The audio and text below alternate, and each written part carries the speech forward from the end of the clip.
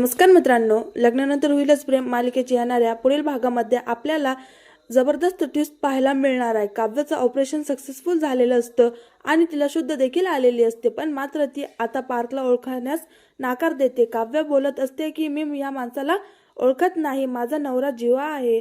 तर नर्स बाहेर येऊन जीवाला सांगत असतात की त्या पेशंट तुमचं नाव घेत आहे आणि तुम्हाला आतमध्ये बोलवताय।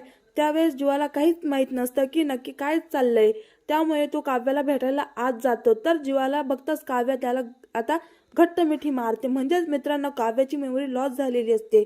तिचं लग्न जीवा नाही तर पार्थ सोबत झालेलं असतं, हे तिला काहीच आठवत नसतं।